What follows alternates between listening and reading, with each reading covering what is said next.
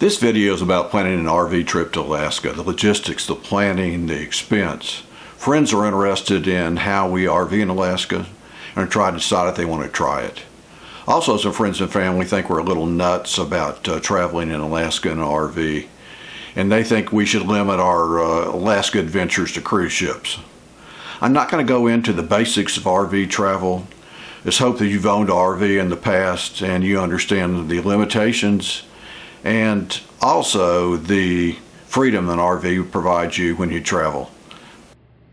It's a long drive to Alaska. We live near Birmingham, Alabama, so Google Maps said we can make it in about 71 hours. Let's say we drive 7 hours a day. That's 10 days up and 10 days back if we do not stop and check things out. So if we added some time to explore, it could take us a month just for the up and back trip. We're both at retirement age but still working, so we don't have the time. We theoretically have the equipment: a low mileage Ford F-250, a nice Lance 650 truck camper that is used during the hunting season for short trips.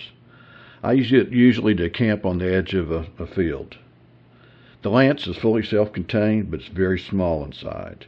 It's difficult for two people to even stand up at the same time. It's not going to work for us on a month-long plus trip. So flying to Alaska works for our time budget and lack of suitable equipment. Birmingham to Atlanta is about a 1-hour flight and then a short layover in Atlanta. Atlanta to Anchorage is about 7.5 hours. Then rent a motorhome. We've rented from this company before. The rental dealer is just a short Uber ride from the Anchorage airport. This company only rents Class C motorhomes, 22 to 31 feet. We reserved a Thor 4 Winds 28Z. Why this model? It has a sofa and a dinette. It can rain a lot in Alaska, so you may need to spend some indoor time. Sofa is more comfortable than the dinette.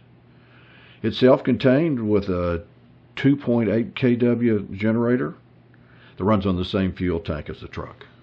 This is a picture of the back of the 28Z. This is a side view of a 31 Class C that the company also rents. We rented this model last time. It has plenty of room inside. Notice the length between the rear tires and the back of the unit. The 28 has the same wheelbase, but it's 3 feet shorter behind the rear wheels.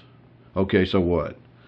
The rear section will drag if you go over a depression, making a 90-degree turn into a driveway. So will the 28, but you will need to take drives at an angle with both. The 28-foot unit has 3 feet less to worry about than the 31. Your insurance, including the collision damage waiver that you would buy from the dealership, does not cover damage if you drag the rear of the unit over a ditch or going into a driveway. And also doesn't cover if you bang somebody with the left or the right of the unit if you make your turns too short. So you're at risk financially. And again, a little bit shorter unit reduces that risk, makes it a little bit less stress on the driver. When you rent a motorhome from this company, you get a lot of the things that you'll need. For instance, you get sheets and blankets, basic kitchen pots, pans, knives, forks, and spoons. You get towels, but only 1 roll of toilet paper for the week, broom, mop, dustpan, and 1 trash can liner. Fresh water, dump hose, and a few hand tools. You can rent supplemental equipment, and we are. A tea kettle, a coffee maker, a gas grill, lawn chairs. So what does it cost for a week? About $2,400 plus the fuel for the truck and the campground. This is a good deal. Car rentals and hotels are expensive in Alaska. There's not many hotels when you get outside of Anchorage or Fairbanks, Homer, Seward. And again, these hotel rooms are very expensive. Sometimes you'll find cabins for rent, beds and breakfast. So overall, it's probably a little bit less expensive to rent the motorhome than rent a car and try to find cabins or hotels to use on a trip. But of course, there's trade-offs either way you go.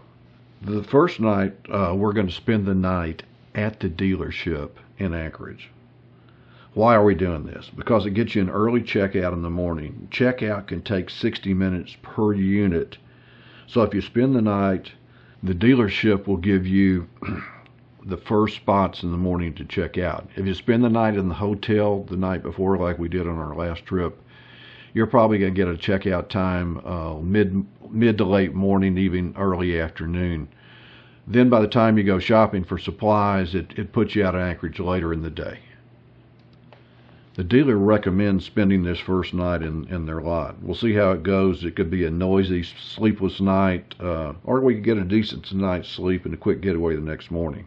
The only campground reservation we have is in Denali National Park. I made the reservation in early December for end of July camping trip. This campground has a 3-day minimum stay. It's 25 miles within the park from the perimeter. You get one trip in, one trip out. There are no hookups. You must be self-contained. You are allowed to run the generators, but only for a few hours a day. We will probably wake up before the generator time allowed, so we need to have a plan to make coffee before generator time. So we're going to have to bring some kind of filtered coffee pot that we can use with hot water. The specs in the 28C have a 40-gallon freshwater tank, 31-gallon gray water tank, black water tank 26. The refrigerator, stove, and hot water heater will all run on LP, and there's a 40-pound LP tank in the unit. There's 2 batteries, no solar. So for 2 people, we should be good to camp out without hookups for 3 or 4 days without dumping tanks and filling water. We should be able to run the generator or the truck a couple hours a day to keep the batteries charged. After a couple nights in Denali, we plan to drive the Denali Highway to the Richardson Highway, then turn south. Maybe check out something in the Wrangell St. Ellis National Park, then to Valdez, and then finally returning to Anchorage. We have no reservations, no schedule, and we'll see how it goes. The next video you can check out if the airlines got us to Anchorage about on time, if our luggage was there when we arrived in Anchorage, if we made a mistake spending that first night at the RV dealership. Will the rig really be ready to go early the next morning? We'll also cover shopping in Anchorage, buying enough food and other provisions for 6 days in the North Country, away from any big stores. So stay tuned and see how we do.